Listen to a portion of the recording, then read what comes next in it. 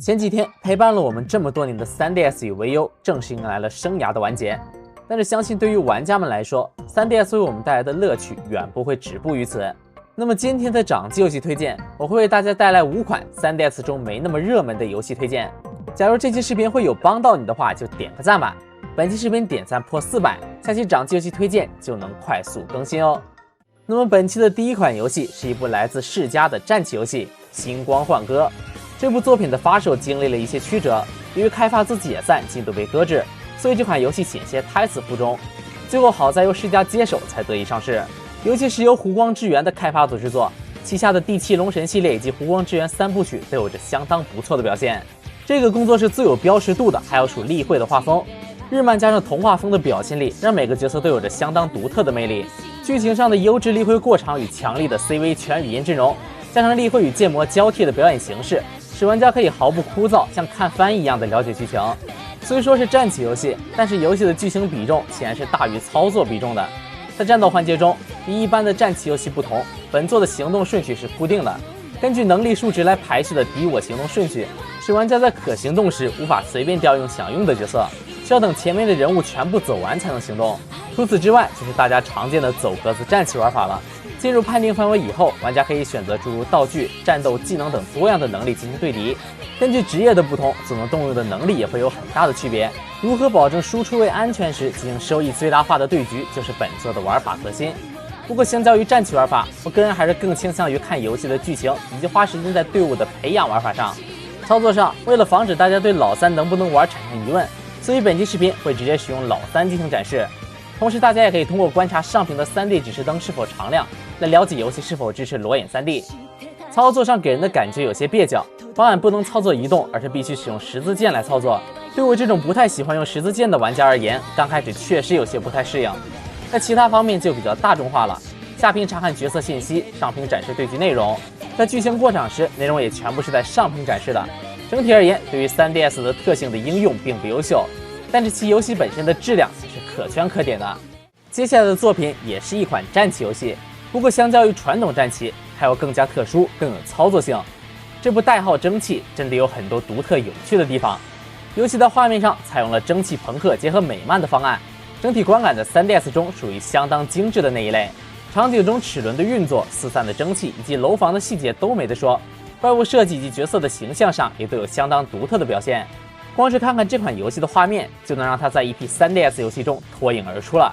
在过场演出时，游戏的表现较为一般，采用了即时演算与 PPT 结合的形式，并且伴有全语音。虽然没有特别亮眼的表现，但是也比那些没有语音的例会对话要好得多。玩法上，游戏是一款完全由玩家掌控的战棋游戏，走格子与进入掩体要玩家自己使用摇杆进行移动，射击也需要玩家手动进行瞄准与开枪。这些在平常只需要玩家在战棋游戏中点一下的操作，在这款游戏中都被复杂化了。但是这并没有影响游戏的可玩性，甚至还给予了这款游戏新的活力。每到玩家自己的回合，玩家就会拥有一定数量的蒸汽，行动与攻击都要消耗蒸汽。不过行动时，如果原路返回，那么往回走多少就会返还多少蒸汽，战斗消耗的蒸汽则不会返还。队友的蒸汽也是独立计算的，玩家可以实时的切换操控的角色来进行围剿、游击等策略。同时为了加强游戏的策略性，所以本作采用了第3人称越肩视角，这个就大大限制了玩家的视野，并且上下分层以及怪物埋伏等现象非常多。不同队友、不同敌人的攻击方式、攻击距离以及可行动时间都是不一样的，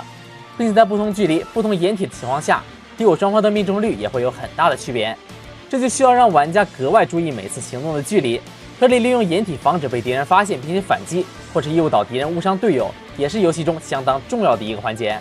操作上，游戏为老3制作了一个可视的虚拟摇杆，在我方回合时，玩家可以利用下屏的虚拟摇杆加上左摇杆进行精确的操作。攻击的释放则是分配给了肩键，整体没什么硬件的操作门槛，握持姿势相当舒服，并且由于虚拟摇杆可视化，所以视角的操作也会更加的准确。综上所述，这款代号蒸汽确实可以在老3中获得相当不错的游戏体验。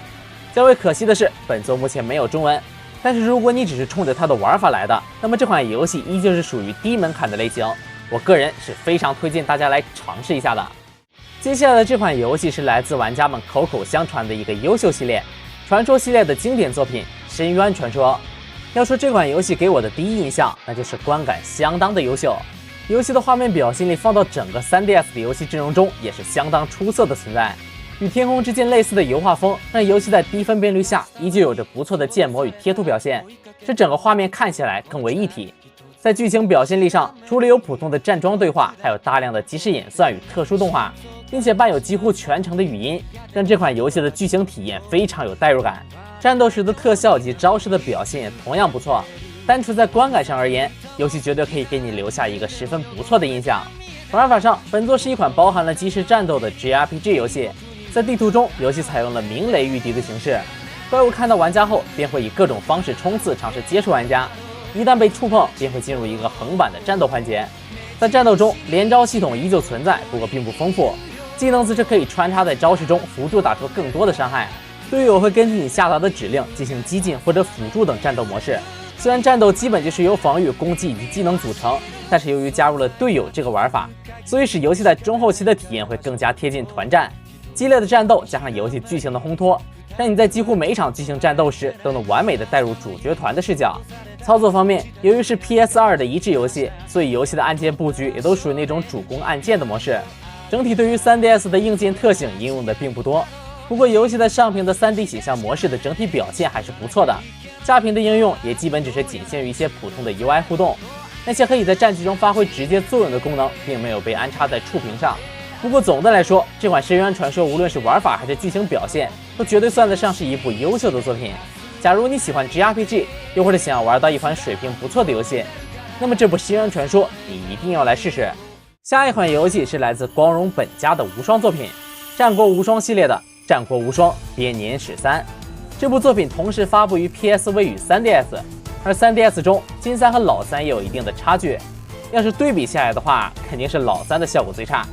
但是无双这个品类在 3DS 中属实是不多，甚至说是能有的玩就不错了。游戏在画面上的整体表现略高于 PSP 的同类作品，清晰度尚可，但是在同屏人物数量上，老3还是显得有些过于稀疏了。剧情过场时的人物模型效果也不错，但是到了局内就变成了稀饭。场景空旷，同屏人物数量不多，但是特效与动作的表现还算不错。在新3中，局内的同屏数量会略微增加。对于这样需要刷人头积攒能量的无双类游戏来说，自然是同屏人数越多越好。所以我还是更加推荐大家使用新3来体验本作。玩法上，游戏继承了战国无双系列的所有特点。根据下屏地图中显示的信息，玩家可以实时的在对局中向武将们下达命令，更改战略方针，而玩家自己则是可以随时在战局中切换武将，实现在战场上的快速转移以及通过人力稳定战局的目的。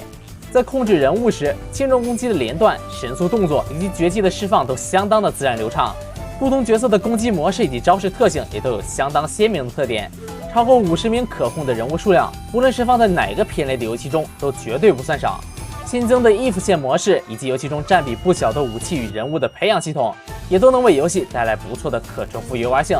操作上，游戏的表现也非常不错。由于老3没有右摇杆，也没有 C 摇杆，所以视角的转动则是采用了与 PSP 一致的长按 L 进行回调。这么做虽然有些生硬，但也无疑是最简单、最有效的解决办法。在强敌出现时，我们也是可以直接点击下屏右上角进行敌人的锁定。可以说，本作相当直接的对下屏进行了诸多的应用，不仅将地图更为直观的呈现，还把换人等操作也集锦在了触摸屏之上。这些适配也是让游戏在 3DS 中的体验更为一体。假如你只有老3，并且对无双类游戏感兴趣，那么这部《战国无双编年史3》还是值得你来尝试一下的。本期最后一款游戏是来自任天堂的第一方与马里奥颇有渊源的系列作品《森喜刚国度回归 3D》。在国内，大金刚的热度显然不高，但是这位与红帽子水管工多次共事的老伙计，作为老人的经典 IP， 他的游戏质量也是肯定不会马虎的。这部作品的原版是作为任天堂主机为量身打造的第一方游戏，而这部移植作品对 3DS 的适配还是不错的。画面上，游戏无论是模型质量还是场景细节都做得非常到位，多层次的横版冒险让游戏的体验相当有深度。在开启裸眼 3D 以后，关卡中那些具有纵深感的设计效果也会格外的出彩。游戏在每关中都埋藏了相当多的隐藏内容，配上各种机关陷阱，让游戏的探索环节有着充足的乐趣。不过相较于马里奥那样舒缓的游戏进程，我个人认为森喜刚会更加偏向索尼克那样的快节奏。稍高一些的游戏难度与质量不低的关卡，共同组成了一个具有高度重复体验价值的掌机游戏。玩法上虽然是横版闯关，但是森启刚也有着很多独特的内容。大金刚多样的攻击手段，使玩家可以使用更加丰富的招式进行各种花样的闯关。与小猴子一起时获得的强化特殊能力，不仅可以让玩家实现制空，还能强化攻击快速过图。不过受击超过3次就会消失，这样的强化形态也就让玩家下意识的不想受伤，对关卡的内容体验也会更加的谨慎，更加的沉浸。操作系统上，游戏虽然是第一方，但是对下屏几乎没什么应用，主要还是用高画质来展现 3DS 的裸眼 3D 特性。操作为了精度，完全采用了实体按键，这点也是可以理解的，毕竟游戏的体验显然没有马里奥来的那么休闲。不过当然也可能是因为移植的关系，导致这部森启刚 3D 的操作系统虽然会易于上手，但是并没有什么自己的特色。整体看起来，森启刚国度回归 3D， 有着不错的游戏性以及挑战性。对于休闲玩家来说，这部游戏可能会有些上手难度，但是如果你是横版闯关类游戏的老玩家，那么这部画面精美、内容机制丰富的游戏肯定还是不容错过的。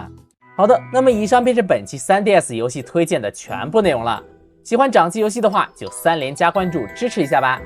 本期视频点赞破400，下期掌机游戏推荐就能快速更新哦。我是3位，我们下期视频再见，拜拜。